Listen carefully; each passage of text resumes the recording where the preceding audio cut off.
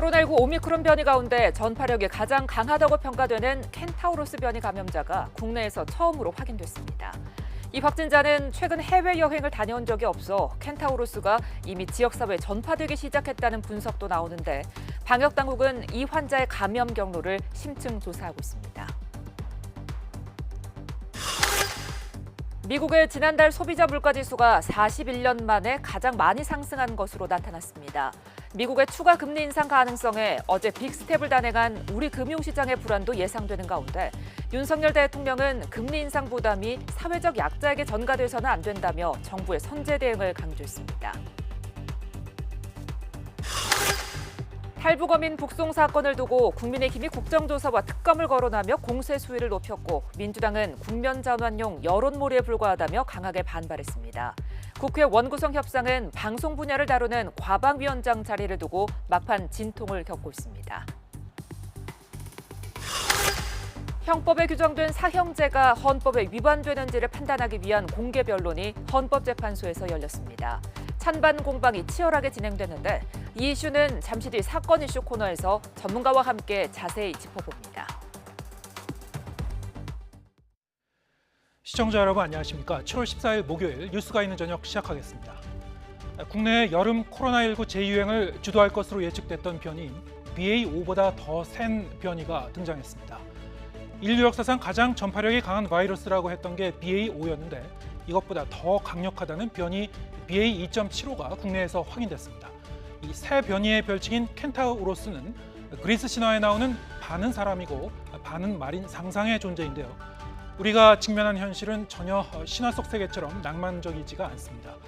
켄타우로스 변이의 향후 확산 여부에 따라서는 코로나19 재유행 규모가 기존의 예측보다 더 커질 가능성도 배제할 수 없게 됐습니다. 그렇다면 오늘 국내에서 확인된 변이 BA.2.75에 감염된 사람이 과연 이번에 확진된 한 명뿐이겠는가가 문제입니다. 이 변이는 5월 말부터 해외에서 처음 퍼지기 시작했는데 국내 확진자는 최근 해외에 다녀온 적이 없는데 새 변이에 감염이 됐습니다. 이미 지역사회 전파가 시작됐을 수 있다는 얘기입니다. 김평정 기자의 보도입니다. 켄타우로스란 별칭으로 유명한 BA.2.75 변이 감염자가 국내에서 처음 확인됐습니다. 인천에 거주하는 60대로 지난 8일 의심 증상을 보여 11일에 코로나19에 확진됐습니다. 검체를 분석하는 과정에 BA.2.75가 의심됐고 질병관리청이 유전체 분석을 통해 최종 판정했습니다. BA.2.75는 지난 5월 말 인도에서 처음 발견된 뒤 한 달 반 만에 미국 등 10여 개국으로 빠르게 확산했습니다. BA.2.75는 스텔스 오미크론보다 스파이크 유전자 변이 개수가 8개 더 많습니다. 그리스 신화의 반인반수, 켄타우로스가 별칭으로 붙은 것도 이 때문입니다. 변이가 많다는 건 기존 감염이나 백신 접종으로 얻은 면역을 회피하는 능력이 더 강하다는 뜻으로 재감염률이 높아질 수 있습니다. 또 미국 연구에서는 전파력이 BA.5의 3.24배에 이른다고 분석됐습니다. BA.5 변이가 국내 유행을 이끄는 현재 상황을 토대로 다음 달 10일에 하루 확진자가 28만 8천 명까지 나올 가능성이 제기됐는데 BA.2.75까지 가세하면 이런 예측치를 넘어설 수도 있습니다. BA.2.75 첫 감염자가 감염 가능 기간에 해외에 다녀온 적이 없는 것도 이미 지역사회 전파가 시작된 것 아니냐는 우려를 키우고 있습니다. BA.1과 BA.2가 동시 유행하면서 그 상승작용으로 환자 폭증해서 기록적인 일 62만 명이 나왔듯이 이제 동시 유행으로 인한 유행 규모가 더 증가할 것에 대한 대응책을 빨리 마련해야 된다고 저는 생각합니다. 방역당국은 확진자의 동거인과 접촉자 중에 확진된 경우는 없지만 최종 노출일부터 14일간 추적 검사를 진행하겠다고 밝혔습니다. YTN 김평정입니다. 코로나19 재확산에 따라 백신 4차 접종 대상이 50대까지 확대됐습니다. 당장 다음 주부터 접종을 시작하는데 낮은 감염 예방 효과에도 백신을 맞는 게 나을지 이영원 기자가 짚어봤습니다. 코로나19 유행 확산에 정부는 백신 4차 접종 대상을 대폭 확대했습니다. 기존 60살 이상 고령층과 면역 저하자 외에 50대와 18살 이상 기저질환자까지 접종하기로 한 겁니다. 50대가 포함되면서 접종 대상만 850만 명 넘게 늘었습니다. 심장질환과 암, 당뇨, 비만까지 포함하는 기저질환 범위를 고려하면 접종 규모는 더 커집니다. 문제는 얼마나 접종에 참여할지입니다. 3차 접종을 마쳤다면 4차 백신을 맞더라도 감염 예방 효과가 최대 25%에 그쳐 접종 유인이 크지 않기 때문입니다. 이런 탓에 기존 대상인 60대 이상 고령층 접종률도 30%대로 저조합니다. 50대인 경우 수용성이 굉장히 떨어질 것으로 보여요. 감염 예방 효과는 기대하기 어렵기 때문에 3차 접종만으로도 그 위중증 예방 효과는 상당 기간 유지될 수 있고, 정부는 재유행을 주도하는 BA.5 변이가 면역 회피력이 큰 만큼 감염 자체는 크게 막지 못하더라도 중증 사망 피해 최소화 효과는 여전하다며 4차 접종을 거듭 당부했습니다. 당일 접종은 오는 18일부터 시작하는데 파이자나 모더나, 노바백스 백신 가운데 선택할 수 있습니다. 변이에 맞게 개량한 백신이 언제 나올지 불확실해 기존 백신으로 추가 접종이 이루어지는 겁니다. 개량 백신이 이제 여기 이제 개발이 하반기에는 되긴 할 텐데 이게 언제 될지에 대한 불확실성이 높습니다. 고위험군께서는 가을철로 미루시기보다는 지금 예방 접종을 해 주시기를. 3차 접종 뒤 최소 넉 달이 지난 시점부터 4차 백신을 맞을 수 있습니다. 사전 예약은 다음 주부터 시작하고 예약 접종은 다음 달 1일부터 이뤄집니다. YTN 이영훈입니다. 코로나19 신규 확진자가 2달 만에 4만 명대를 돌파하면서 재확산 우려가 커지자 자가검사 키트 수요도 다시 급증하고 있습니다. 편의점에는 재고가 동나고 있다고 합니다. 안동준 기자가 현장을 다녀왔습니다. 서울 망원동에 있는 이 편의점에는 최근 코로나19 자가검사 키트를 찾는 손님이 부쩍 늘었지만 판매는 못하고 있습니다. 키트 재고는 이미 동난 지 오랜데 주문을 넣어도 물량 준비 중이란 답변만 돌아올 뿐입니다. 2주 전인가 3주 전에 저희는 2개 들어오고 나서 계속 안 되고 있다가 저희가 더 받고 싶어도 지금은 받을 수 없고. 다른 편의점도 사정은 마찬가지입니다. 자가검사 키트 있어요? 지금 없습니다. 아, 혹시 뭐 재고가 안 들어오나요? 아니요, 파는 기간이 지나가지고. 자가검사 키트 있어요? 네, 없는데요. 아, 요새 안 들어오나요? 안 들어와요. 서울 망원동 인근에 있는 편의점 8곳을 돌아봤습니다. 이 중에서 자가검사 키트를 살 수 있는 곳은 단 한 곳에 불과했습니다. 약국은 그나마 사정이 낫습니다. 대부분 재확산세에 대비해 비축 물량을 어느 정도 확보해 놓은 상황. 다만 대유행이 언제 또 닥칠지 몰라 얼마나 많이 준비해 놓아야 할지는 감이 잘 잡히지 않습니다. 6월, 6월달에도 유행은 4대 나가는 거죠. 그때 막 전쟁처럼 준비를 했는데 지금 또 준비가 될지 확신은 없습니다. 우리가 물량 상태를 모르니까. 발주를 이제 환자가 늘어나는 추이를 봐서 이제 주문을 많이 넣어야겠지만 이게 반품이 안 되는 품목이다 보니까 너무 많이는 주문을 할 수가 없어서. 코로나19 검사소도 대폭 줄어들면서 시민들은 자가진단 키트 품귀 조짐이 우려스러울 수밖에 없습니다.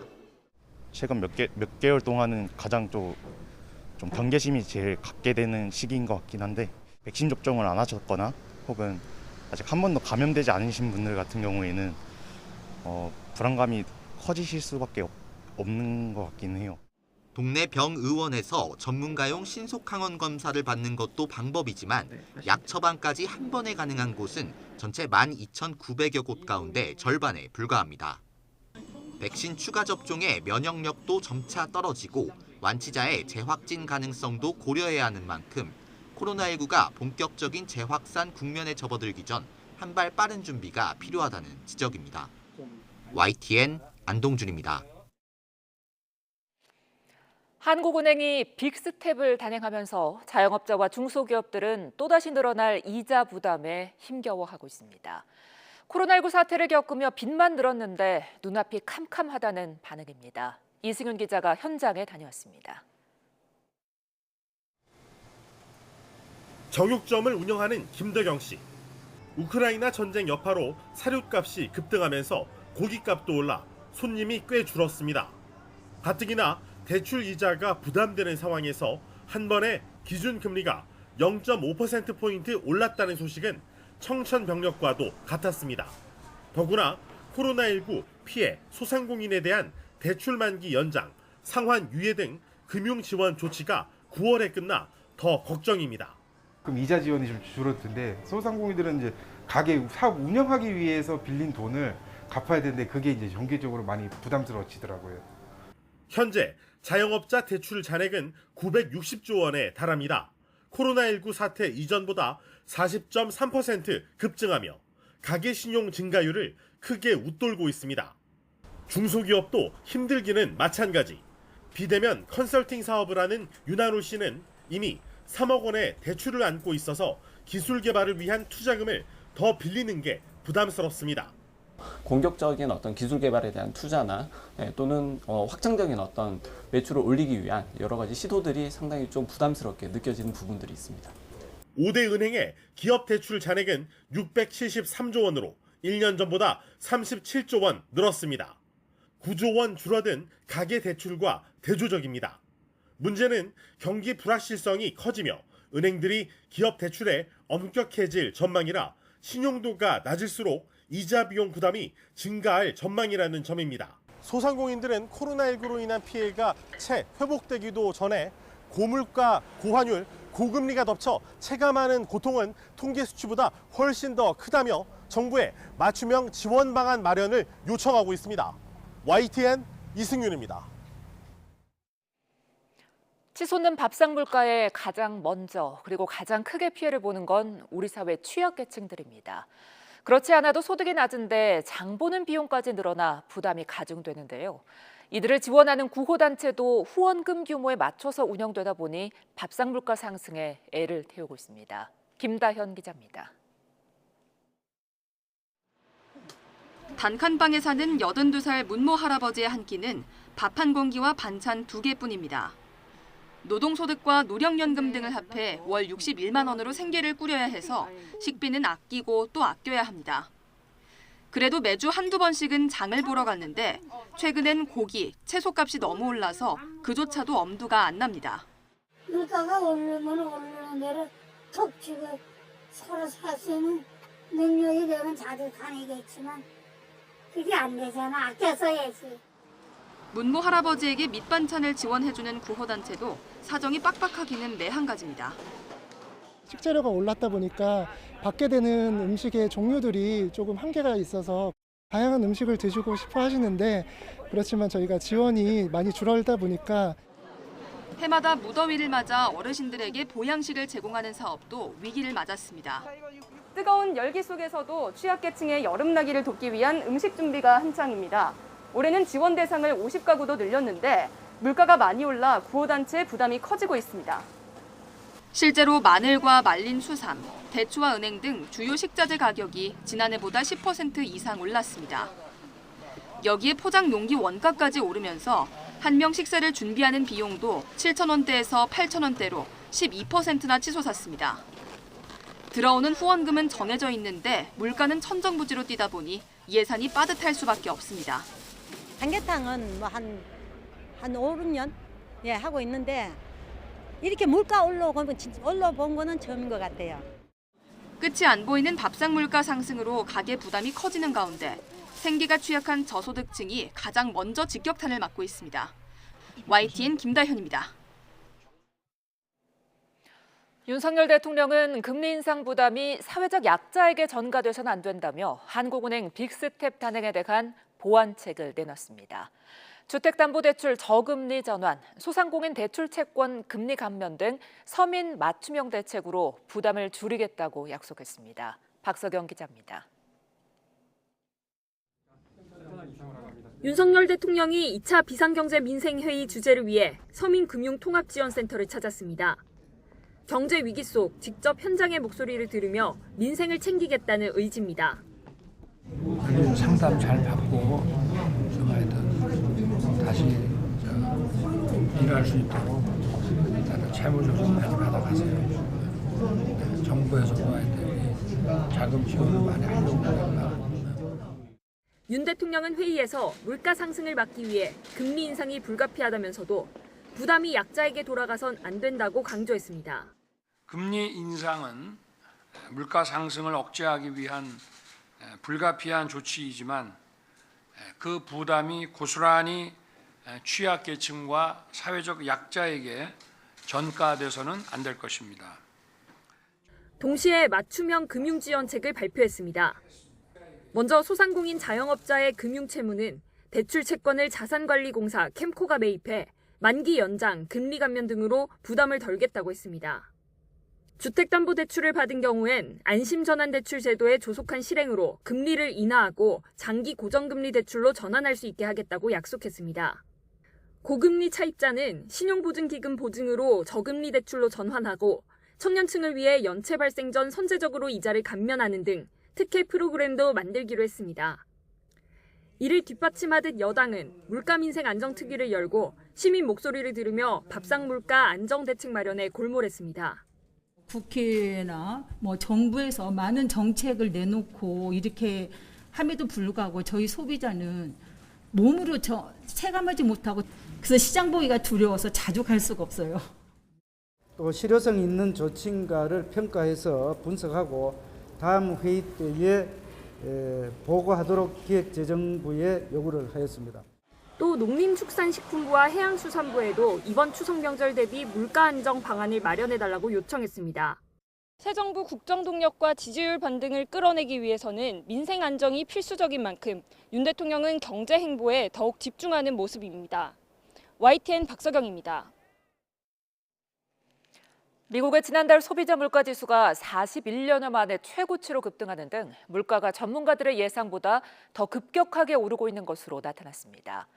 미국 중앙은행인 연방준비제도가 2달 연속 자이언트 스텝을 단행할 가능성이 커졌습니다. 워싱턴 강태욱 특파원입니다.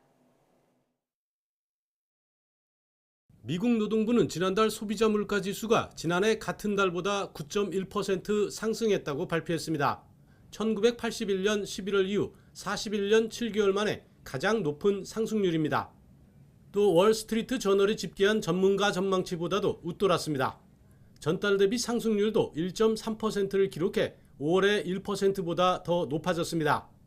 식료품이 12.2%, 신차가 11.4%, 특히 항공권은 34%나 급등했습니다.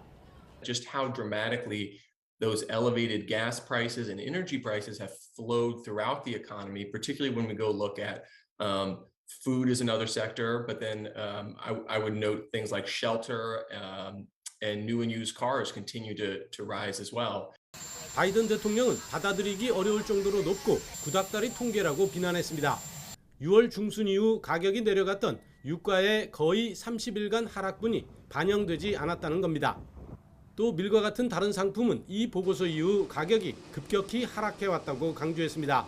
June CPI data is already out of date because energy prices have come down substantially this month and are expected to fall further. And the cost of gas in July is already down 7% from the June peak. 전문가들도 최근 하향 안정 조짐을 보이는 유가와 곡물 등의 가격이 긍정적인 영향을 미칠 것으로 기대하고 있습니다. 하지만 물가를 잡으려는 연준의 행보는 더 가속할 것으로 보입니다. 연준이 주시하는 변동성이 큰 에너지와 식품을 제외한 근원 소비자 물가 지수가 전달 대비 0.7% 상승해 5월에 0.6%보다 더 높아졌기 때문입니다. 이에 따라 이번 달 회의에서도 대폭 인상 가능성이 커지면서 0.75%포인트 인상인 자이언트 스텝이 또 단행될 것이란 관측이 유력해진 가운데 더 대폭인 1%포인트 인상 가능성까지 나오고 있습니다. 워싱턴에서 YTN 강태욱입니다.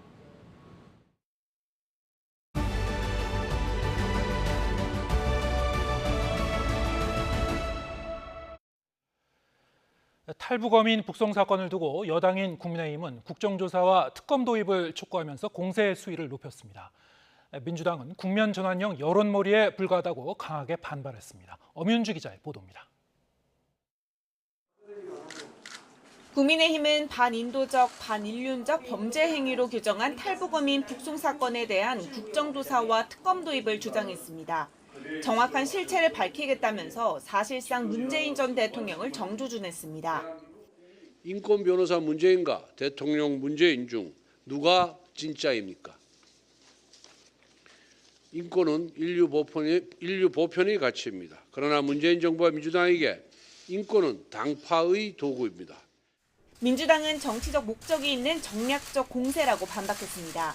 당시 야당 소속 국회 정보위원장까지 추방 결정에 동의한 데다 작정하고 문재인 정부를 흠집내려 한다고 되받아쳤습니다. 반인도적이고 반인륜적인 범죄 행위였다면 당시에 야당 의원들이 거세게 문제 제기를 했어야 되는 거 아닙니까? 그때는 아무 소리 안 하고 있다가 이제 와서 이 카드를 쓰는 것은 뭐 누가 봐도 국면 전환용 카드로 좀 쓰고 있다. 국민의힘이 국정조사와 특검 카드로 전방위 공세에 나서고 있지만 절대 다수 의석을 확보한 민주당이 반대하면 실현 가능성은 높지 않습니다. 때문에 대대적인 여론전의 일환으로도 해석되는데 대통령실도 가세했습니다. 이진복 정무수석은 여당 지도부를 찾아 북한 인권재단 구성 협조를 부탁하며 야당목 추천 인사가 5년째 공석이라고 강조했습니다. 서해 피격 공무원 사건에 이어 탈북어민 북송 사건까지 국민의힘은 연일 안보 논란을 쟁점화시키며 전임 정부 압박 수위를 끌어올리고 있습니다. 민주당도 물러서지 않고 강하게 반발하면서 검찰 수사에 맞물린 정치권 공방은 계속될 것으로 보입니다. YTN 엄윤주입니다. 네, 이같이 3년 전 일어난 탈북 어민 북송 사건을 둘러싸고 논란이 격화하고 있습니다. 같은 어민들을 지난 정부는 추방해야 할 흉악범으로 봤고 현 정부는 귀순 의사를 나타낸 대한민국 국민으로 보는 건데요. 어떤 쟁점이 있는지 홍주혜 기자가 정리했습니다. 지난 2019년 정부는 어민들이 자필로 이른바 귀순 의향서를 쓰긴 했지만 귀순 의사의 진정성이 없다고 결론 내렸습니다. 또 어민들이 동료 16명을 살해하고 도주한 흉악범이라는 점을 강조했습니다. 정부는 이번 사안에 있어 국가의 기본적 책무인 우리 국민의 생명과 안전보호를 최우선으로 하여 우리 국민이 위협에 노출될 개연성을 차단하고자 하였습니다. 그러나 3년 뒤 통일부가 당시 입장을 정면으로 뒤집으며 내세운 첫 번째 근거는 헌법입니다. 헌법은 대한민국 영토를 한반도와 부속 도서로 규정하고 이에 따라 북한 주민 역시 우리 국민으로 봅니다. 어떤 국가도 국민을 추방할 권리는 없는 데다 무엇보다 어떤 피해를 입을지 알면서도 북한으로 어민들을 넘겼다면 분명한 잘못이란 논리입니다. 우리 영역으로 내려온 이후에는 당연히 국민 대접을 해야 되고 그게 살인범이든 흉악범이든 어쨌든 우리 사법제도에 의해서 재판을 해서 확정이 되기까지는 이제 기본적으로 우리한테 무죄 추정 원칙이라는 게 있으니까. 탈북민에 대한 보호와 지원을 다루는 북한 이탈 주민법도 보호받지 못할 대상을 명시했을 뿐 북한 주민 추방의 판단 기준으론 사용되지 않습니다. 실제로 국제 형사범죄나 중대한 비정치적 범죄를 저질러 보호와 지원 대상으로 지정받지 못한 탈북민은 현재 23명으로 집계됩니다. 결국 국내법에서 탈북민을 추방할 근거를 찾기는 힘들다는 지적이 나옵니다. 탈북 어민 북송 처분에 국제법 위반 소지가 있는지도 쟁점입니다. 특히 우리나라도 가입한 고문방지협약은 고문받을 위험이 있는 다른 나라로 개인을 보내지 말아야 한다고 못 받고 있습니다. 고문받을 가능성이 높은 곳으로 강제 송환해서는 안 된다는 원칙이 강제 송환 금지 원칙이거든요. 국제인권법상 고문방지협약의 강제 송환 금지 원칙은 그 사람이 어떠한 범죄를 저질렀냐는 거랑은 상관이 없어요. 또 합동조사를 사흘 만에 끝내고 탈북 닷새 뒤 어민들을 북송한 건 역시 사안의 중대성에 비춰볼 때 너무 성급했다는 비판도 피할 수 없는 부분입니다. YTN 홍주혜입니다. 더불어민주당 이재명 의원이 당대표 선거 출마와 관련해 오랜 침묵을 깨고 마음의 정리를 끝냈다며 곧 입장을 밝히겠다고 말했습니다. 사실상 차기 당권 도전을 공식화한 건데 90년대 학번 70년대생 97 주자들은 강하게 제동을 걸면서 치열한 당권 레이스를 예고했습니다. 박기환 기자의 보도입니다. 6일 지방선거 참패 후 무건수행 108번대를 거듭해온 이재명 의원이 한 달여 만에 입을 열었습니다. 8.28 전당대회에 출마할 것이냐는 질문에 처음으로 답변을 회피하지 않고 이렇게 말했습니다.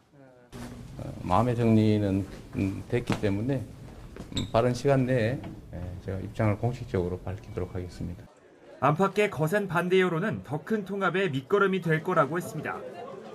오는 17일 전당대회 출마 기자회견에 앞서 선제적으로 차기 당권 도전을 공식화한 겁니다. 또 의견이 다른 것은 존중하고 또 다양성이라고 하는 게 당의 본질이기 때문에 의견의 다름은 시너지의 새로운 재원이 될 수도 있다 이렇게 생각합니다. 당대표 선거 출마를 기정사실화한 이 의원에 더해 친 이재명계 출마 러시도 이어졌습니다. 박찬대 이수진 의원이 잇따라 이재명과 더불어를 외치며 친명계 최고위원 출마 대열에 합류했습니다. 이재명과 함께 책임 정치를 하겠습니다. 이재명과 함께 승리하는 강한 민주당, 통합의 민주당을 만들겠습니다.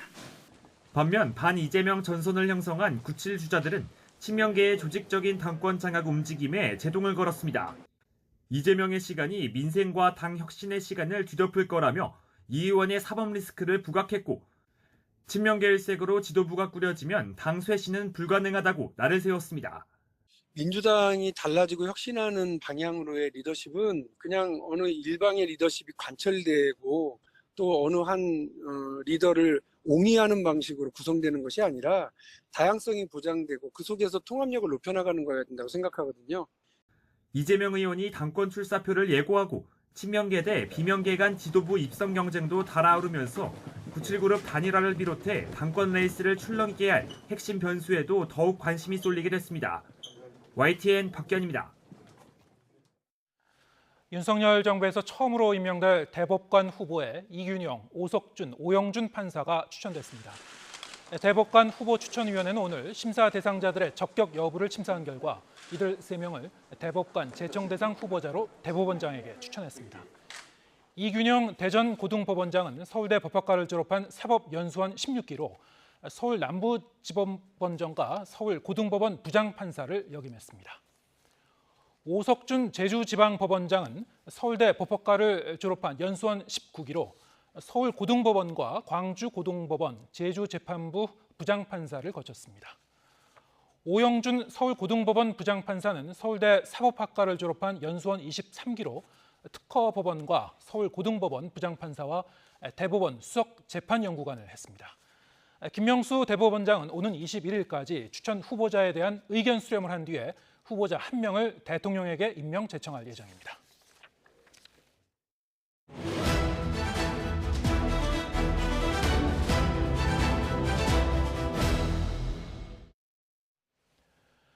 네, 국회 사법개혁특위 구성 잠정 합의를 포함한 오늘 정치권 소식, 정치가 있는 저녁 정관은에서 장성철 공론센터 소장과 함께 얘기 나눠보겠습니다. 어서 오세요. 안녕하세요. 네, 자, 국회 원구성 협상, 네. 사개특위를 비롯해 일부분은 이제 어느 정도 의견을 이제 좁힌 것 같은데, 그렇죠. 아직까지 이제 막바지 쟁점을 놓고 계속 좀 공방을 벌이고 있는 것 같아요. 그렇죠. 일괄 타결하겠다고 했기 때문에 사개특위만 구성 합의했다고 해서 네. 원구성이 완성됐다고 볼 수는 없습니다. 예. 사개특위 내용을 좀 말씀드리면요. 사개특위 의원 정수는 여야 6대6, 6명 이렇게 하고요.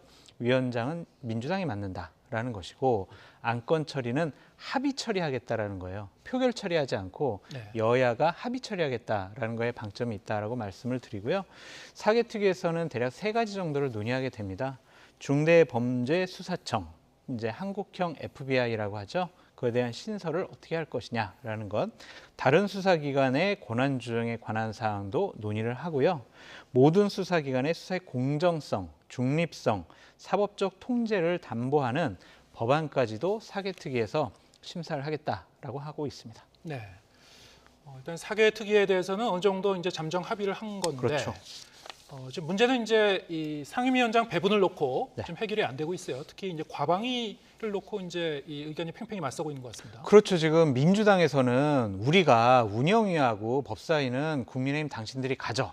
그러니까 우리한테는 행안위하고 과방위를 우리한테 줘야 돼라고 네. 얘기하는 거예요. 이것에 대해서 권성동 국민의힘 원내대표는 아니 법사위랑 운영위는 당연히 우리 국민의힘이 가져가는 거다. 이거는 그냥 기본적인 원칙이지 민주당이 양보하는 것이 아니다. 그러니까 당신들은 과방위나 행안위 중에 하나만 선택을 해라. 2개 다 못 주겠다. 이런 상황으로 지금 상당히 대립을 하고 있어요. 그래서 이제 이런 것들을 일괄 타결하겠다라는 것을 권성동 원내대표가 밝히니까 민주당에서는 아니 이거 우리 협상 이제 못하겠다. 무슨 일괄 타결이냐. 이거는 그냥 우리가 얘기한 대로 과방위랑 행안위는 우리한테 줘야 된다라는 식으로 대립하고 있습니다. 그래서 지금 민주당에서는 잠정적으로 원구성 협상을 중단하겠다 이런 상황이 있고요. 지금 원래 내일 그 국회의장 주재로 여야 원내대표들이 모여서 이제 원구성 협상을 좀 최종적으로 타결하려고 했는데 그 상황이 계속 진행될지 아니면은 민주당에서 원구성 협상을 중단하겠다고 했지만 오늘 지금 이 시간 이후에도 계속 원내 수석 아니면 대표끼리 상의를 해서 협의를 해서 이 부분 관련해서 빨리 처리할지 좀 상황을 지켜봐야 될 것 같습니다. 이 사교의 특위 이 쟁점에 대해서 어느 정도 합의를 이룬 사항, 권성동 원내대표가 이제 이 공개적으로 발언을 하면서 여기에 대해서도 이제 민주당 쪽에서 많이 좀 반발을 하고 있습니다.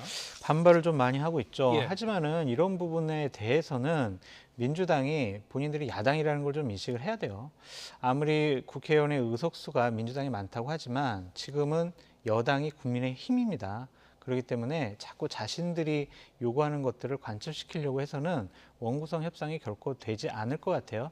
특히 행안위 같은 경우에는 지금 검찰에서 경찰국을 만들어서 경찰을 통제하려는 것이 아니냐 이것에 대한 쟁점 때문에 행안위원장은 우리 민주당이 가져가야 되겠어 이런 식으로 얘기를 하고 있는 것이고 과방위를 민주당이 가져가겠다는 얘기는 이 과방위원장을 만약 국민의힘이 가져가게 되면 방송을 장악하려는 거 아니야? 방통위원장을 바꾸려고 하는 거 아니야? 그런 식의 의심을 하고 있는데 이거는 좀 과한 의심 같아요. 과방위원장이 국민의힘 위원장이 된다고 한들 어떻게 방통위원장을 어떻게 바꿉니까? 그냥 국회에 몇 번 불러가지고 괴롭히거나 예산 안 준다고 하거나 이런 식이지 저러한 위원장 자리를 갖고 있다고 해서 과방위원장을 예를 들면 방송통신위원장을 바꾸거나 행안위에서 지금 행해지고 있는 경찰국 신설을 막거나 더 강화하거나 이러기에는 여러 가지 무리가 있어요. 그래서 여야가 좀 제발 좀 합의 좀 했으면 좋겠어요. 지금 민생 어렵다고 지금 국회의원들 당신들 뭐 하냐고 언론과 국민들이 질타하고 있는데 지금 저런 주도권 싸움, 위원장 싸움 때문에 국회가 스톱돼 있다는 것 자체가 국민 보기에 상당히 좀 창피한 줄 알아라. 그렇게 말씀드리고 싶습니다. 네.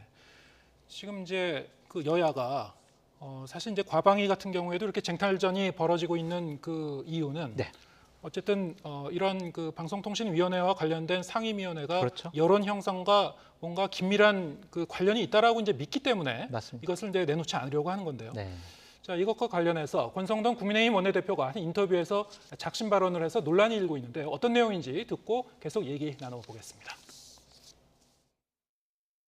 KBS를 비롯해서 MBC 다 민주노총 산하의 언론노조에 의해서 언론노조가 다 좌지우지하는 방송 아닙니까? 솔직히 깨놓고 얘기해서. 우리가 이거 어떻게 이걸 장악을 합니까?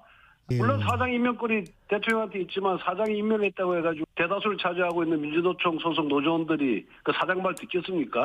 여당은 그동안에 언론이 기울어진 운동장이 아닌 아예 엎어진 운동장이었다며 방송 장악 의지를 서슴없이 드러냅니다. 엎어진 건 운동장이 아니라 윤석열 정부에 돌아선 민심입니다.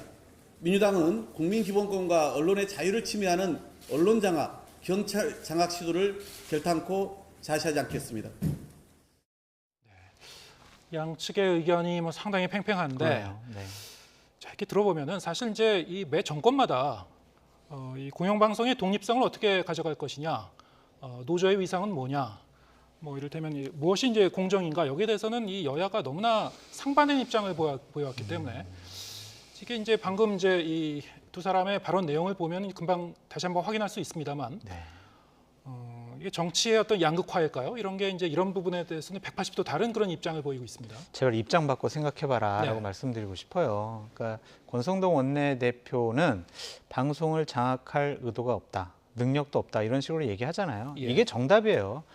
정권이 바뀌었다고, 대통령이 바뀌었다고, 집권 여당이 됐다고 방송을 장악할 수가 없습니다. 그냥 우리 예를 들면 국민의힘에 가까운 방송사 사장을 KBS나 MBC의 사장으로 임명한다고 한들 그 방송사가 친정부적 성향의 방송사로 탈바꿈하겠습니까? 21세기 대한민국에 이제 불가능한 일이다라고 말씀을 드리고요. 지금 권성동 원내대표의 발언 중에서 좀 비판받는 이유가 아니 방송사가 지금 민주노총 산하의 언론노조에 의해서 장악된 거 아니냐 그런 식의 이제 얘기를 하고 있는데 그것을 이제 국민의힘 계열의 보수정당에서 피해의식을 좀 갖고 있는 것 같아요.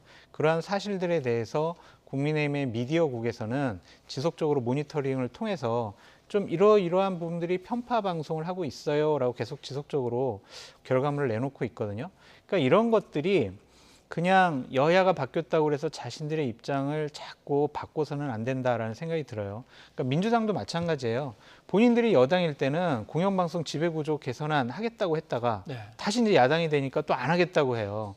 그러니까 이렇듯 여야가 방송을 하나의 자신들의 권력에 통제할 수 있는 수단으로 삼고 있다? 삼아야겠다? 삼을 수 있다? 이런 식으로 좀 생각하는 것은 절대로 안 된다라고 말씀을 드리고요.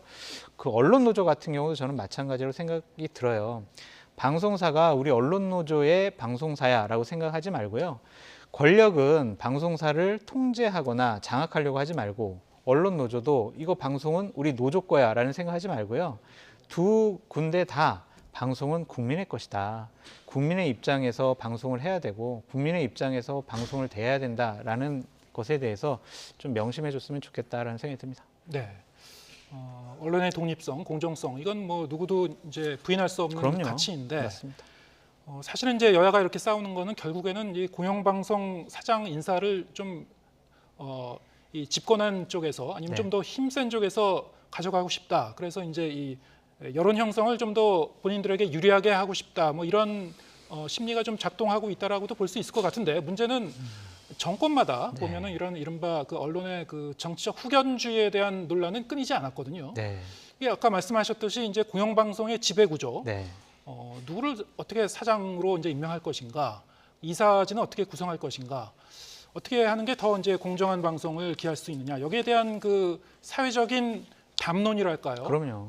논의는 사실 계속 제자리 걸음하고 있는 것 같습니다. 그러니까 이런 것들을 단순히 그냥 국회 안에서 몇몇 의원들이 모여가지고 이 부분을 논의하거나 합의해서는 안 돼요. 전문가들과 공청회를 열고요. 사회적인 합의를 이끌어내야 한다라고 말씀을 드립니다. 정권이 바뀔 때마다 KBS, MBC 사장에 따라서 방송의 논조가 달라지고 방송이 친정부 성향을 띠거나 아니면 반정부적 성향을 띈다. 이런 것은요. 국민들에게 되게 불행한 일이라고 좀 생각이 듭니다. 그래서 이번 기회에 정말 여야가 머리를 맞대고 어떻게 하면 지배구조를 개선할 것이냐. 어떻게 하면 방송사의 공영방송의 독립성, 투명성을 담보할 수 있느냐. 그런 것에 대해서 머리를 맞대고 논의를 해줬으면 좋겠다라는 생각이 듭니다. 자, 이번에 이제 양당 그 상황 하나씩 짚어보겠습니다. 국민의힘 같은 경우는 지금 권성동 이 대표 직무대행 체제로 가기로 했습니다만, 이른바 이제 친윤계 안에서도 이제 뭐 균열의 조짐이 계속 보이고 있는 거 아니냐 이런 얘기는 끊임없이 나오고 있어요. 오늘 이제 권성동 원내대표와 이 장제현 의원 이런 갈등설은 이제 억측이다라는 취지의 입장을 밝혔습니다만, 그럼에도 불구하고 이런저런 좀 얘기는 끊이지 않고 있는 것 같습니다. 어떻게 보시고 계신지요? 그렇죠. 지금 윤석열 대통령을 만든 국회의 국회의원 중에 오른팔 권성동, 왼팔 장제원 이런 식으로 인식되고 있잖아요. 그러니까 두 분들은 이런 생각을 갖고 있어요. 나는 대통령을 만들었어. 나는 대통령을 만들었기 때문에 힘이 있어. 나는 국민의힘을 여러 가지로 좌지우지할 수 있어. 권력을 통해 가지고 나는 국정 운영에 참여할 수 있어. 이런 생각들을 갖고 있는 한 싸울 수밖에 없어요. 물론 장제원 의원이 뿌리는 하나다. 내가 권성동 형하고 내가 왜 투쟁하고 왜 싸우느냐 그런 얘기도 했고, 권성동 원내대표도 아유 나도 싸울 일 없다. 내일 점심 먹기로 했다. 우리는 갈등이 없다. 이런 식으로 얘기를 하고 있는데 2024년 총선 공천권을 갖고 장제원 의원과 권성동 의원의 생각은 달라요. 그러니까 이 점이 이 두 핵심 윤석열 대통령의 측근의 갈등의 주요한 요인이 된다고 보여집니다. 어떻게 다른 겁니까? 권성동 의원은 임시전당대회 없이 내년도 4월 달에 내가 원내대표를 그만두고 나서 전당대회가 열리면 내가 당대표가 돼서 2024년도 공천권을 내가 행사할 거야. 그런 생각을 갖고 있고, 장제원 의원 같은 경우에는 아니야. 우리가 왜 이준석 대표를 일찌감치 쫓아냈는데, 이거는 저희 추측입니다. 분석이고. 왜 쫓아냈는데 그러니까 빨리 임시전당대회를 열어가지고 우리가 빨리 당권을 잡아서 윤석열 당으로 만들어야 돼라는 생각을 좀 갖고 있는 것 같습니다. 그 과정 중에서 장제원 의원은 본인이 당대표에 출마할지 아니면은 예를 들면 안철수 의원을 대리로 내세워서 당대표로 만들지, 그것에 대해서는 권성동 원내대표랑 생각이 달라요. 그러니까 이 부분이 분명히 갈등의 소지가 있다라고 보여지고요. 내일 오찬 과정 중에서는 뭐 큰 갈등이 뭐 증폭되지는 않을 건데 두 분 사이에 여러 가지 얘기가 나올 것 같아서 참 귀추가 주목됩니다. 네. 지금 말씀하신 걸 들어보면은 이제 이 장제현 의원과 안철수 의원 간의 전략적인 제휴, 네. 세간에 이제 돌고 있는 그런 그 시나리오, 이것이 어느 정도 타당성이 있다라고 이제 보시는 의견이시군요. 네, 그렇죠. 왜냐하면은 장제원 의원 같은 경우에는 내가 당대표 까밀까? 내가 네. 당대표 나가면은 내가 될 수 있을까? 그런 생각도 할 수밖에 없어요. 네. 그렇다면은 나랑 의견이 맞고 내가 조정이 가능한 이런 표현은 좀 안철수 의원에게는 좀 신뢰가 되겠지만 내가 영향력을 더 많이 끼칠 수 있는 사람을 당대표로 만들어서 내가 막후에서 실력자 행세를 하는 게 낫지 않을까? 여러 가지 생각을 할 수밖에 없어요. 그래서 어차피 올해 임시전당대회가 있을지 아니면 내년 6월 달에 정기전당대회가 있을지 모르겠지만 전당대회를 앞두고 당대표를 누구를 내세워야 하느냐에 따라서 이 양 국민의힘의 가장 핵심적인 두 분 권력자들이 갈등이 더 증폭될 수 있고 아니면은 예를 들면 이런 거죠. 장제원 의원이 이번에는 성동이 형이 그냥 당대표 하시는 게 좋을 것 같습니다 라고 하면 갈등이 없어질 것 같아요. 근데 만약에 다른 생각 갖고 있다면 이분들 사이의 갈등은 좀 증폭될 수도 있다라고 보여집니다. 네. 앞으로 이제 6개월 동안의 이 직무대행 체제 네. 그대로 갈지 아니면 저건 이제 임시적인 상황인지 이거는 뭐 계속 뭐 어제 오늘 보면은 계속 이제 비대위를 요구하는 목소리도 나오고 조금씩 나오죠. 예, 임시 전당대회를 요구하는 목소리도 나오고 조경태 의원, 이용호 의원 계속 이제 발언을 하고 있는데 앞으로도 이제 이런 변수가 구체적으로 이제 가시화가 될지 그건 좀 지켜봐야 될 것 같습니다. 가시화가 될 거는 경찰 수사를 지켜봐야 돼요. 네. 경찰 수사에서 이준석 대표가 성상납 받았어요. 그래서 기소 의견으로 검찰에 넘겨버리면 이것은 당원권 정지가 다시 한번 윤리를 통해서 결정이 돼야 돼요. 그러면 임시전당대회는 무조건 열어야 됩니다. 네. 그러니까 경찰 수사가 다음번 국민의힘 당권의 중요한 변수 중에 하나다라고 말씀드립니다. 네. 마지막으로 이제 민주당 상황 짧게 짚어보겠습니다. 네.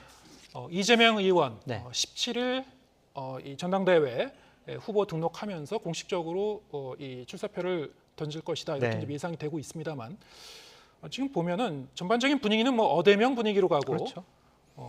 이재명 의원에 대한 어떤 이 견제의 어떤 의견, 비판적인 의견도 계속 당내에서 나오고 있습니다만 본인이 앞으로 당을 어떻게 이끌어갈 것인가 비전이 발표된 게 없지 않느냐 이런 그 얘기도 계속 나오고 있어요.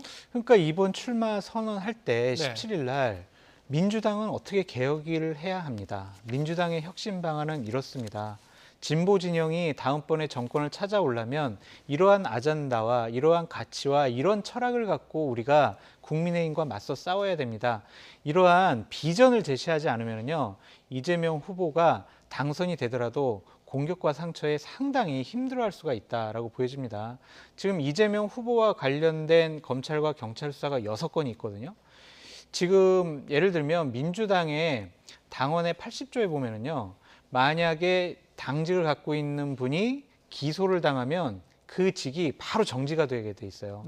이 사건과 관련해서 경쟁 후보들이 아니 검찰 수사 이거 진행되면 어떻게 할 거냐, 당신 당대표 되더라도 직무 수행할 수 없어 라고 서로 진흙탕 싸움도 할 수가 있습니다. 그래서 이재명 후보는 그것을 넘어선 민주당과 개혁의 혁신 이런 것들을 본인이 비전을 잘 얘기를 해야지 지지자들과 국민들의 마음을 살 수 있다. 단순히 대세론만 가지고는 민주당 당대표가 돼도 할 일이 별로 없다라고 말씀드립니다. 이재명 의원의 앞으로의 정치적 진로도 17일 발표할 것으로 예상되는 이재명 의원의 메시지에 달려 있다. 그렇죠. 잘 지켜보겠습니다. 장성철 공동센터 소장과 함께했습니다. 고맙습니다.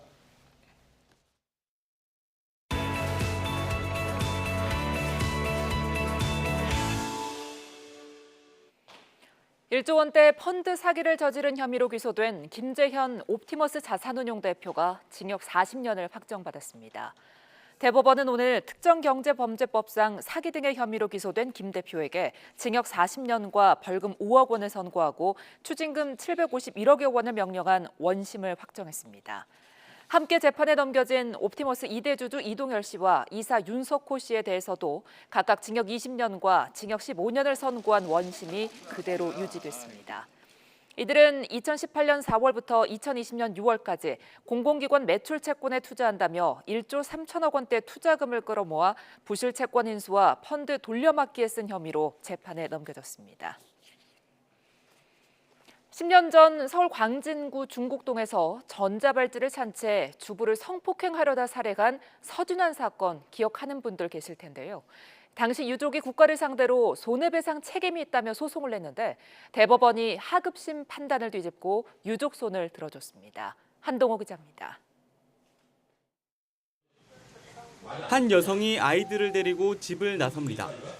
여성 뒤로 몰래 집으로 들어간 남성, 살인범 서진환의 모습입니다. 서진환은 집에 돌아온 피해자를 상대로 성폭행을 시도했다가 반항에 부딪히자 흉기로 살해했습니다. 문 뒤로 어떻게 숨었어? 전자발찌를 찬 상태에서 범행을 저지른 서진환은 2주 전 다른 피해자도 성폭행했지만 붙잡히지 않고 결국 또 범행을 저질렀습니다. 중곡동 사건 당시 범행 장소 반경 300m 안에 전자발찌 부착자는 서진환뿐이었지만 경찰은 검거한 뒤에야 이를 확인했습니다. 서진환은 중곡동 사건으로 무기징역을 확정받았고 피해자 유족은 국가가 1억 1천만 원을 배상해야 한다며 소송을 냈습니다. 살 수 있는데도 불구하고 죽었다는 게 너무 억울한 거고요. 범인은 그냥 그 앞에서 놓아준 거하고 똑같은 것 같아요. 소송을 낸 지 9년 만에 대법원은 하급심 판단을 뒤집고 유족 손을 들어줬습니다. 재판부는 서진환이 자신에 대한 수사가 진행되고 있고 자신의 위치 정보가 전자장치를 통해 감시되고 있음을 인식했다면 이처럼 대담한 범행을 연달아 할 생각을 못했을 거라고 강조했습니다. 특히 경찰관, 보호관찰관의 직무상 의무 위반과 피해자 사망 사이에 상당한 인과관계를 인정할 여지가 크다고 덧붙였습니다. 경찰관으로서 수행해야 할 직무를 현저하게 위반한 것으로서 국가배상 책임이 인정될 수 있다고 판단했습니다.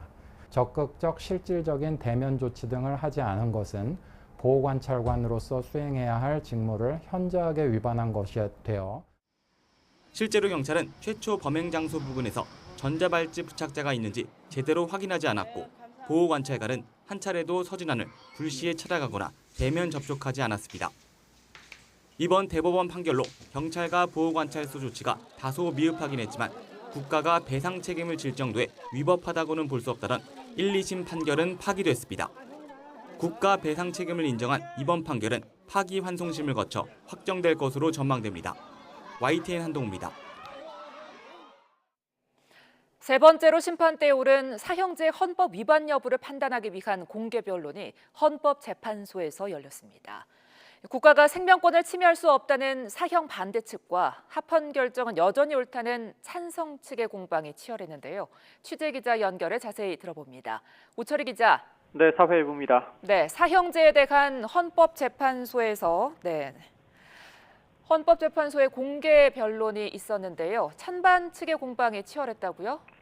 네, 그렇습니다. 헌법재판소는 오늘 오후 2시부터 사형을 규정한 형법 41조 등에 대한 헌법소원 심판의 공개 변론을 진행했습니다. 사형제의 위헌 여부를 판단하기 위해 당사자와 이해관계인 참고인들의 의견을 청취하는 차원입니다. 변론은 4시간가량 진행됐습니다. 쟁점은 역시 죗값을 치른다는 응보적 정의와 흉악범죄 예방 차원에서 국가의 생명권 침해가 가능한 것인지 헌법 위반 여부를 따지는 겁니다. 사형제 반대인 청구인 측은 국가의 생명권 침해를 누구도 동의하지 않았을 것이라면서 생명권은 기본적으로 국가 이전의 권리라고 강조했습니다. 응보적인 성격은 원시 사상에 근거해서 목적이 정당하지 않고 범죄 예방 효과 또한 없다면서 역사의 흐름 앞에 사형제가 헌법에 위반된다는 걸 선언해달라고 호소했습니다. 반면 사형제 찬성인 법무부 측은 앞서 있었던 헌재의 2차례 사형제 합헌 결정은 여전히 옳고 번복할 사정도 없다면서 이번에도 다른 판단을 내려선 안 된다고 강조했습니다. 또 헌법은 절대적인 기본권을 인정하지 않고 있다면서 응보적 정의와 흉악범 재범 가능성을 영구적으로 뿌리 뽑는 등 범죄 예방을 위해 생명권을 제한할 수 있다고도 반박했습니다. 재판관들도 생명권 침해 가능 여부와 범죄 예방 효과, 사형제의 대안으로 거론되는 절대적 종신형의 적정성 여부 등을 집중적으로 따져 물었습니다. 네, 그럼 위헌 여부가 오늘 결정되는 겁니까? 네, 그건 아닙니다. 헌재는 오늘 변론 내용 등을 토대로 심리를 계속하고 이후 따로 선고 기일을 잡아 위헌 여부 판단을 밝히게 됩니다. 역대 세 번째 12년 만에 다시 판단이 이루어지는 만큼 이번에는 헌재가 합헌과 위헌 중에 어떤 결정을 내릴지 주목됩니다. 현재 헌재 재판관 9명 가운데 최대 6명이 진보 성향으로 분류되고 유남석 소장을 비롯한 재판관 4명은 명시적으로 사형제 폐지나 폐지 적극 검토 입장을 밝혔습니다. 진보 성향으로 분류되지만 명확한 입장을 밝힌 적이 없는 김기영, 이미선 재판관 등이 찬성할 경우 재판관 6명 이상의 찬성으로 위헌이 결정될 가능성도 제기됩니다. 현재 형이 확정되지 않은 미결수를 포함해 교정시설에 수감된 사형수는 모두 60명입니다. 이런 가운데 사형제 폐지 종교인권 사회단체 연석회의는 오늘 변론 전에 기자회견을 열고 사형제 위헌 결정을 호소했습니다. 지금까지 사회일부에서 YTN 오철입니다.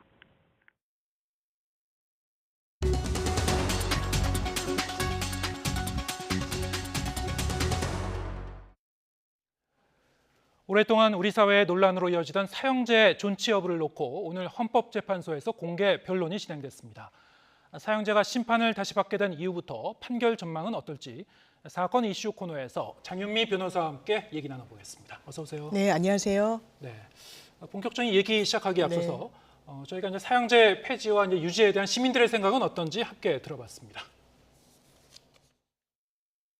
사형제가 그래도 법으로 남아 있어야 죄를 저지른 사람들이 경각심을 가지지 않을까 해서 사형제 폐지를 반대. 사형까지 이제 거기까지 간 거면은 엄청난 잘못을 저지른 거잖아요. 그냥 막당한 벌이 아닌가 그렇게 생각해서. 정말 말도 못하게 많은 사람을 죽인 흉악범들이 이렇게 계속 살아간다는 거는 유가족들한테 정말 너무 큰 아픔이 아닐까. 죄를 지었다 해서 그래도 그 목숨을 뺏는다는 건 아닌 것 같고요. 감련돼서 나온다는 거 있잖아요. 그런 거는 안 했으면 좋겠습니다. 그래야 뒤에 다른 범죄가 안 일어날 수 있다고 생각을 합니다. 아무리 죽을 죄를 지었다 하더라도 사람이 죽음으로써 죄가 씻기는 건 아니니까 그래서 없어져야 된다고 생각합니다. 우리나라 헌정사상 악용한 사례가 너무 많아요. 자유당 때부터. 뒤에 판단이 달라질 수 있는 거를 원천적으로 없애버리는 거예요. 그리고 진짜 죄를 진 사람들은 종신형이 더 고역이에요. 사형보다. 네, 지금 시민 인터뷰 보셨습니다만 네.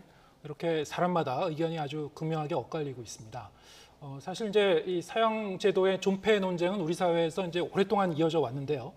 이 헌재 갔었던 것도 이번이 이제 처음이 아니죠. 이번이 이제 세 번째라고 합니다. 그렇습니다. 지난번 2번 동안 사형제의 위헌 여부를 가리는 헌법재판소의 결정이 있었습니다. 그 부분 처음에는 7대2로 그 이후에는 5대4로 합헌이다. 그러니까 사형제도를 유지하는 것이 헌법 정신에 위배되지 않는다라는 판결이 나왔던 겁니다. 네. 이번 같은 경우에 세 번째로 다시 한번 헌법재판소에서 그 여부를 결정짓게 되는데 이게 헌법재판소의 심판대 위에 올라오게 된 건 2019년도로 거슬러 올라갑니다. 2019년도에 윤모 씨가 존속살해죄로 재판을 받게 됩니다. 네. 존속살해죄는 사형, 무기 그리고 7년 이상의 형을 선고하는 것이 가능하도록 되어 있는 범죄입니다. 그렇기 때문에 재판 과정 중에서 사형제도를 유지하는 것은 헌법에 위반되지 않느냐라고 해서 이 해당 재판부 판사에게 위헌 여부를 헌법재판소에 제청해달라고 신청을 합니다. 왜냐하면 위헌 법률 심판 제청권은 법관이 갖고 있거든요. 본인이 재량이나 아니면 당사자의 신청을 받아서 헌법재판소의 판단을 구하는 것인데 그 당시에 해당 재판부는 이 신청을 기각을 합니다. 그 이후에 이 피고인 윤모 씨는 그렇다면 헌법소원으로 이 부분을 다퉈보겠다. 왜냐하면 한번 기각된 사안은 헌법소원으로 다툴 수 있도록 헌법재판소법이 규정을 하고 있기 때문입니다. 그래서 내가 재판을 받을 때 사형 선고가 가능하다는 부분은 이건 위헌적이다라고 했고 실제로 이 사안에서 검사는 사형 구형을 하기도 했습니다. 네. 최종적으로는 무기징역이 나오긴 했지만 그 당시에 시민사회 단체의 도움을 받아서 이 위헌 여부를 가려달라는 헌법소원을 했고 지금 3년이 지난 지금 헌법재판소에서 다시 이 부분을 살펴보게 된 겁니다. 네. 오늘 진행된 이제 공개 변론은 당장 이 결정을 내리려고 하는 건 아니었고요. 그렇습니다. 네, 이 공개적으로 이제 관련 당사자와 전문가들의 얘기를 들어보는 그런 자리였죠. 네.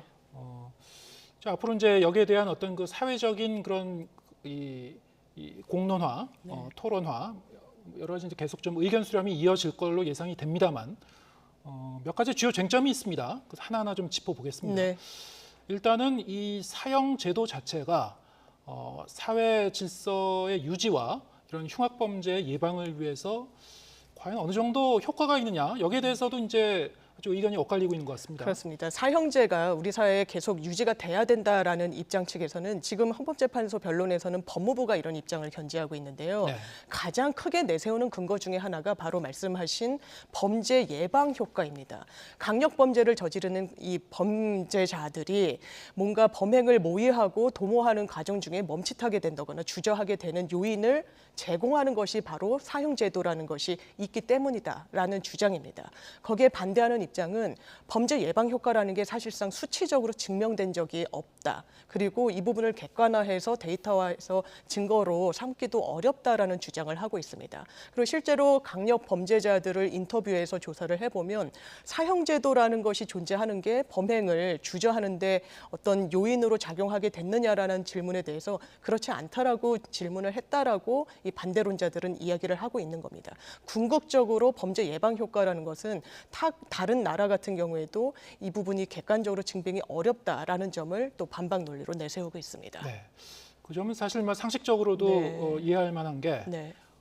이 사형제도가 있기 때문에 만약에 누군가 이 살인을 저지르려고 하다가 그것을 그만뒀다면 네. 그 부분은 이제 통계로 잡힐 수가 없는 그렇습니다. 것이죠. 예, 범죄가 일어나지 않았으니까. 사실 이제 예방 효과를 실증적으로 이제 분석하기가 쉽지는 않을 것 같긴 한데 또 다른 또 쟁점이 있죠. 그렇습니다. 과연 이제 국가가 개인의 생명을 박탈할 권리가 있는가?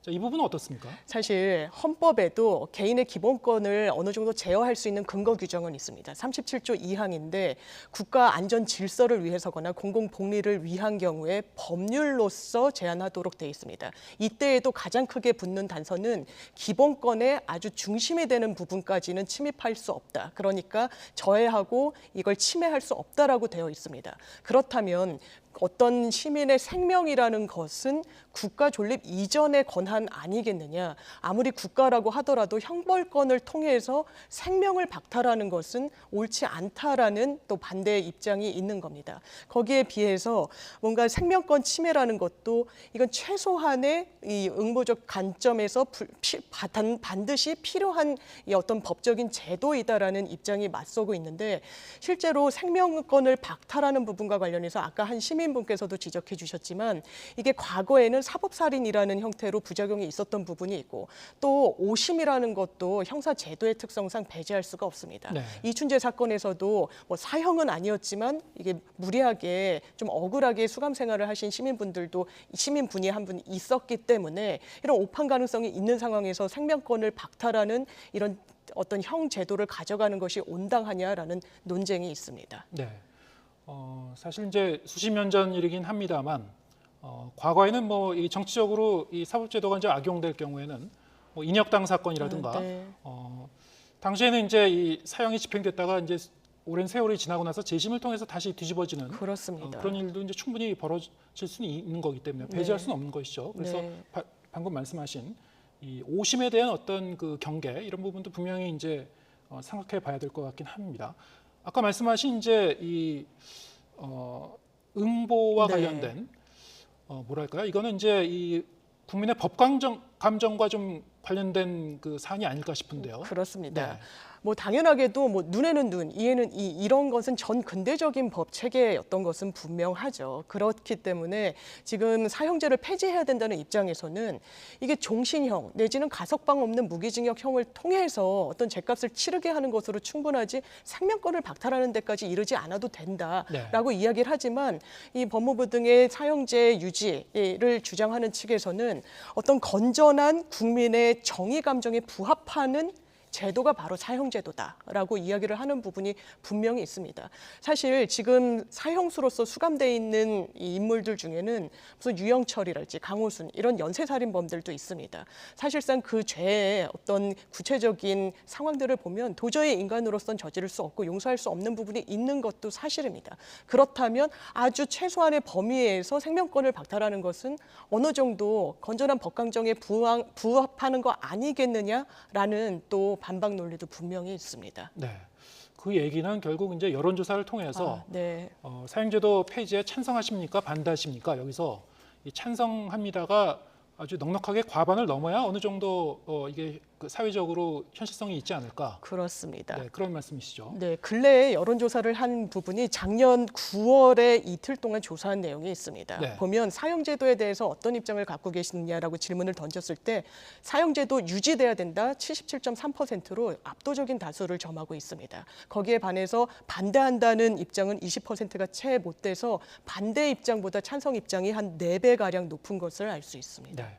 물론 이제 사형제도 관련해서 또 다른 여론조사가 제 기억에도 있었습니다만 2018년도인가요? 19년도쯤에서 실시된 다른 여론조사에서는 좀 질문 내용이 달랐던 것 같습니다. 당시에는 이제 만약에 사형제도를 대체할 만한 다른 이제 처벌 제도가 확립될 경우에는 사형제도 폐지에 대해서 어떻게 생각하십니까?라고 했더니 그때는 이제 사형제도 폐지에 대한 찬성 의견이 저거보다 좀 높았던 걸로 제가 기억을 합니다만 질문 내용에 따라서 좀 다르긴 합니다만 전반적으로 이제 지금 방금 보신 화면에 나오고 있는 저런 그 여론조사에서 찬성 대신 이 반대가 이제 과반 이상을 넘어야지 좀 더 이 사회적으로도 어느 정도 이제 이 합의가 이루어진 거 아니냐 이렇게 볼 수 있을 것 같고요. 지금 우리나라는 그동안 사실 이 사형제도를 공식적으로 폐지는 하지 않았습니다만 오랜 기간 사실 집행은 하지 않고 있었죠. 그렇습니다. 97년 12월 마지막 날에 23명에 대해서 사형 집행을 한 것이 마지막이었습니다. 네. 25년 동안 전혀 사형 집행이 이루어지지 않았고 이 부분은 좀 세계적인 추세를 따라가는 부분도 분명히 있어 보입니다. 이를테면 유엔 같은 경우에는 전 세계 모든 국가들이 사형제를 폐지해야 되는 것을 목표로 해야 된다라고 공언을 하고 있고요. EU 같은 경우에는 아예 사형제 폐지 여부가 가입 여부를 가르는 하나의 기준으로 작용하고 있기도 합니다. 물론 작년과 재작년 통계를 전 세계적으로 내보면 사형을 선고하거나 집행한 건수가 한 580건 정도로 그 전해와 비교해 봤을 때 20% 높아지긴 했는데 그것은 몇몇 국가에서 사형 어떤 집행을 상당히 많이 하고 있기 때문입니다. 대표적인 게 이제 중국이고 이란 이 정도 순으로 나오는데 이 사형을 집행하는 국가의 숫자로만 통계를 다시 내보면 연속 2년 동안 계속해서 최저치를 기록하고 있다는 엠니스티의 집계 결과도 있습니다. 네, 그렇군요. 저희가 시간이 뭐 거의 다 됐습니다만 한 가지만 짧게 짚어보죠. 그럼 이번 그 헌재가 어떤 판단을 내릴 걸로 이제 전망하시는지요? 사실 9명 중 6명이 위헌이다라고 하면 이 법률은 처음부터 헌법의 정신에 반하는 것이 됩니다. 그 순간부터 이 법의 효력은 상실하게 되는데 지금 구성원 9명 중에 한 4-5명 정도가 그 사형제도의 존속 여부에 대해서 반대 입장을 좀 나타낸 부분이 있습니다. 직간접적으로. 윤한석 재판관 같은 경우에는 인사청문회에서 사형제도는 이 가석방 없는 무기징역형이 도입되는 걸 전제로 없어져야 된다라고 공식적으로 입장을 낸 바도 있어서 아마 지난번에 헌법재판소의 판결보다는 뭔가 다른 좀 전향적인 판결이 나올 가능성도 상당히 높게 예상되고 있습니다. 네. 여론조사에서는 아직 그 큰 변화가 없습니다만 지금 말씀하신 대로라면은 이번 이제 헌재 결정에서 사형제도에 대해서 이제 위헌 결정이 나올 가능성도 없지 않아 보이는군요. 그렇습니다. 지켜보겠습니다. 장현미 변호사와 함께했습니다. 고맙습니다. 네, 감사합니다.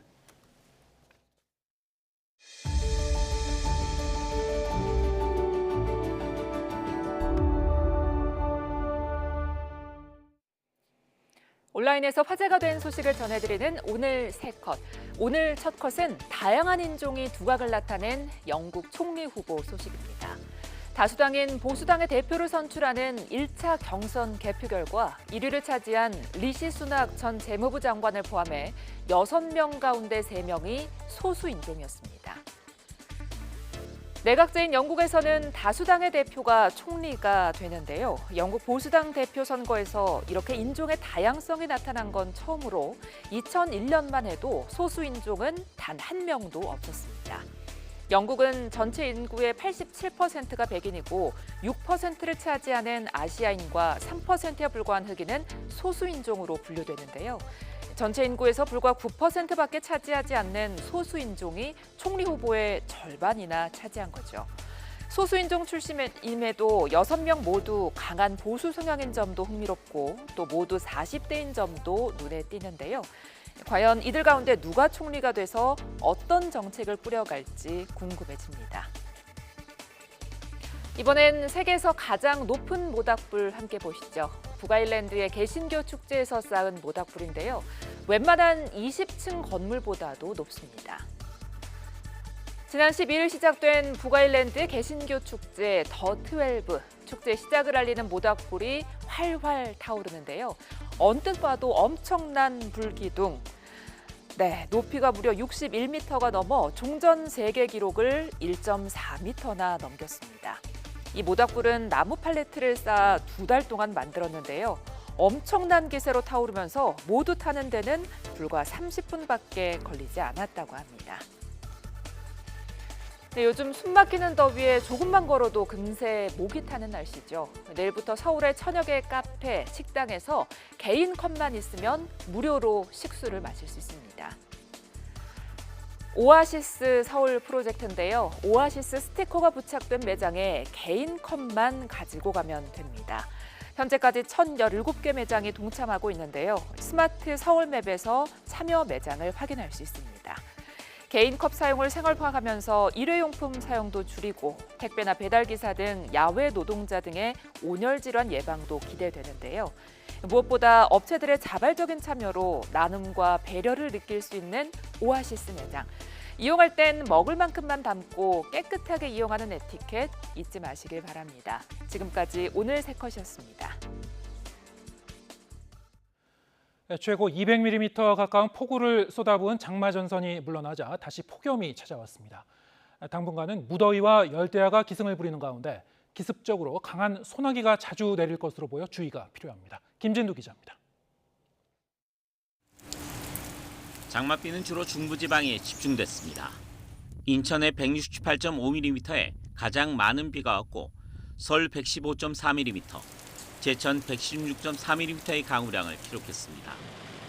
장마전선은 남해로 물러나 소강 상태에 들었습니다. 대신 다시 무더위가 기승을 부리고 있습니다. 충청과 전남, 영남에 폭염주의보가 내려졌고 대구와 경산에는 폭염경보가 발령됐습니다. 당분간은 무더위와 열대야가 기승을 부리겠습니다. 이번 주말까지 우리나라는 건조한 공기가 지배를 하는 가운데 간간히 들이쬐는 햇볕으로 인해 지표면의 기온이 올라 남부지방을 중심으로 낮 기온이 30도 이상 오르며 더울 것으로 예상됩니다. 다만 대기가 불안정해 국지적으로 강한 소나기가 내릴 가능성이 큽니다. 일부 지역에는 비 피해가 나타날 수도 있어 주의가 필요할 것으로 보입니다. 이번 주말까지는 동쪽의 기압계가 정체된 가운데 우리나라 쪽으로 공기가 모여드는 현상으로 인해 국지적으로 소나기가 자주 내릴 것으로 전망이 되며 특히 강원 영동을 중심으로는 동풍에 의해 비가 내릴 것으로 예상됩니다. 장마전선은 다음 주 월요일 다시 북상할 것으로 보입니다. 제주도를 시작으로 목요일까지 남해안을 중심으로 다시 많은 비가 내릴 전망입니다. YTN 김유두입니다.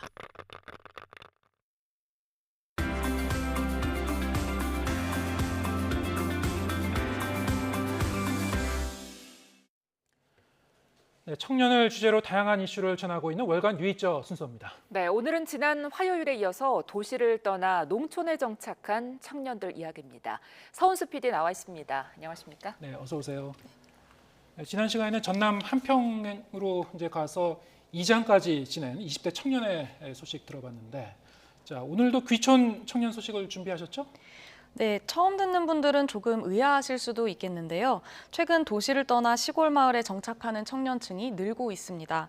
지난해 통계를 보면 전체 귀농귀촌 인구의 절반에 육박할 정도인데요. 청년들이 인프라와 일자리 등이 상대적으로 부족한 농촌으로 간 이유가 있겠죠.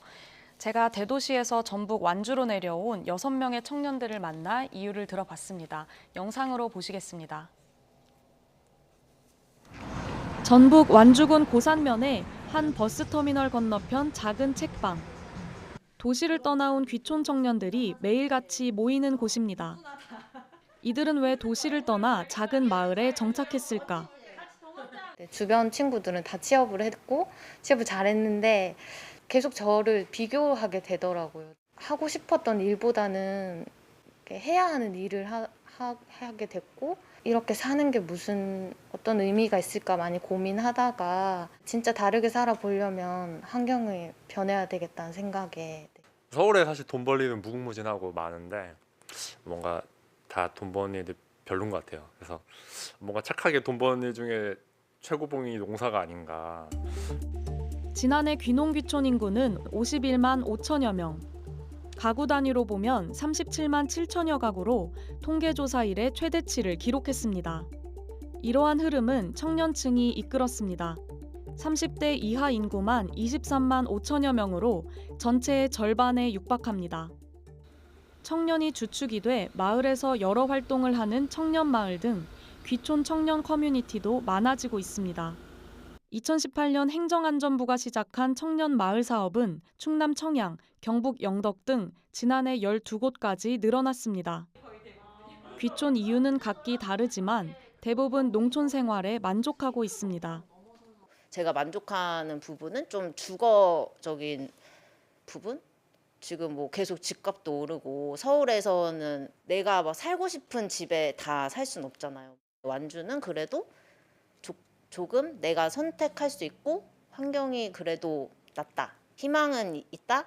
이렇게 완주에 왔을 때 가만두지 않는 느낌을 좀 받았어요. 어떻게든 같이 걱정해주고 뭘 하고 싶냐, 너가 하고 싶은 게 뭐야 라고 물어주는 친구들, 어른들이 많았어요. 오히려 시골이 더 기회가 많을 수 있겠다. 실제로 30대 청년들의 귀촌 이유 1위는 직업, 2위는 주택이었습니다. 20대 역시 직업이 1위를 차지했고 가족과 주택 문제가 뒤를 이었습니다. 물론 불편한 점도 있습니다. 무엇보다 도시에선 몰랐던 교통 등 인프라 부족 문제가 가장 크게 느껴집니다. 근데 생각보다 더 불편하더라고요. 버스가 와야 되는 시간에 안 오기도 하고 먼저 가기도 하고 갑자기 사라져 버리기도 하고. 자전거 여행하면서 시골 다니면 참 좋습니다. 막 이렇게 차도 안 다니고 진짜 아름답다 했는데 막상 이제 교통으로서 나의 출퇴근으로서 보면은 너무 무서운 거예요. 가끔 진짜 사고도 난다고 하더라고요. 저쪽에서 저희 집 가는 길에. 귀촌 생활의 만족도, 불만족도 동시에 느끼는 청년들. 다만 여유로운 분위기와 귀농 성공 신화 등 미디어가 보여주는 단면만 보고 오는 건 경계해야 한다고 한 목소리로 말합니다. 옛날 전원일기 같은 걸 생각하고 오신다고 하면은 풍경적으로는 비슷할 수 있지만 사실 사람들은 또 다를 수도 있는 부분이. 대규모 시설이나 이런 거를 지원해주는 사업들이 되게 많고 그걸로 관심 있어 오는 청년들이나 귀농귀촌 인구들이 많은 것 같아요. 그래서 본인이 정말 어느 정도 내가 농사를 감당할 수 있을지, 그 농사로 돈을 번다는 게 현실적으로 가능한 걸지라는 거를 좀 많이 고민을 해보셨으면 좋겠어요. 청년들은 각 지자체에서 쏟아내는 귀농 귀촌 정책도 청년 유치에만 집중할 게 아니라 장기적인 대책 마련이 필요하다고 지적했습니다. YTN 서은수입니다. 네, 도시보다 오히려 시골에 더 기회가 많을 수도 있다 이렇게 말한 게 기억에 남는데요. 들어보니까 청년들의 사고방식 자체가 옛날하고는 좀 많이 달라진 것 같더라고요. 네, 리포트에서 보신 것처럼 청년들이 농촌을 찾은 이유는 일자리와 주거 문제가 가장 큰 영향을 미친 것으로 분석됩니다. 하지만 구체적으로 얘기를 나누다 보니 좀 더 다양한 이유를 들을 수 있었는데요. 네. 일자리와 좋은 인프라를 찾아 시골에서 도시로 떠나던 과거와는 달라진 모습입니다. 무엇보다 제가 만나본 귀촌 청년들은 귀농귀촌을 어려운 선택지로 여기지 않는다는 인상을 받았습니다. 전업농이 되는 등 농촌의 상주에서 바로 자리를 잡겠다는 생각으로 내려오는 게 아니라 일단 새로운 환경에서 한번 살아보자, 이런 마음으로 가볍게 내려오는 분도 적지 않았습니다. 각 지자체의 귀촌 정책도 이런 흐름에 맞춰 정착하기 전에 지역을 경험해보는 다양한 체험 프로그램들이 늘어나고 있습니다. 충분히 지역을 경험해보고 정착을 결정할 수 있도록 기회를 마련해주는 겁니다. 네, 이렇게 각 지자체들도 청년들의 이제 귀촌을 돕고 있고, 아까 리포트 보니까 청년들이 이 직업으로서나 아니면 주거 문제 이런 측면에서 이제 만족하고 있다.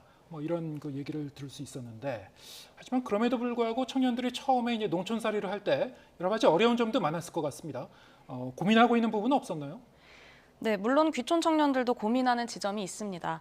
지역에 안정적으로 뿌리내리는 것인데요. 어쩌면 사회 경제적 지위가 불안정하다는 문제는 도시 청년들과 비슷할 수도 있겠습니다. 네. 영상 속 두 청년은 고산 시내에 서점 겸 식당을 차리려고 열심히 준비하고 있었고요. 또 아르바이트를 병행하면서 영농을 준비하거나 지자체에서 지원하는 청년 사업에 동참하는 청년들도 있었습니다. 다만 일자리를 구했다고 해서 완전히 정착했다고 보기는 어렵겠습니다.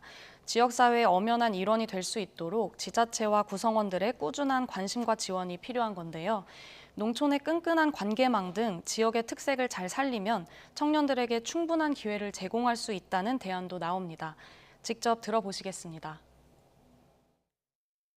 시즌별로 필요한 일들, 여름에는 지금 같은 시즌에는 지역의 모내기를 돕거나 지역 축제에 가서 스텝을 하거나 이 지역 사회 안에서 필요한 일들이 끊임없이 있거든요. 네트워크 속에서 그런 것들을 찾을 수 있기 때문에 그런 지역 사회, 지역 공동체와 연결이 되는 것들이 그런 좀 장기적으로 지역에 살아가는데 되게 도움이 많이. 네, 결국 청년이 잘 뿌리를 내리려면 각 지역사회가 좀 많은 기회를 만들어줘야 하는 것 아닌가 하는 생각이 듭니다. 월간 요있죠. 다음 주는 어떤 내용인가요? 네, 다음 주는 청년 정치인, 일명 점치인이 주제입니다.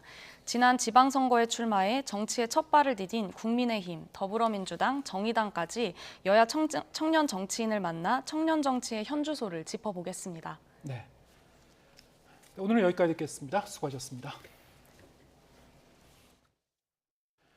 오늘 뉴스가 있는 저녁은 여기서 인사드리겠습니다. 잠시 뒤에는 뉴스 퍼레이드가 이어집니다. 저희는 내일 저녁 7시에 다시 찾아뵙겠습니다. 함께해 주신 여러분 고맙습니다.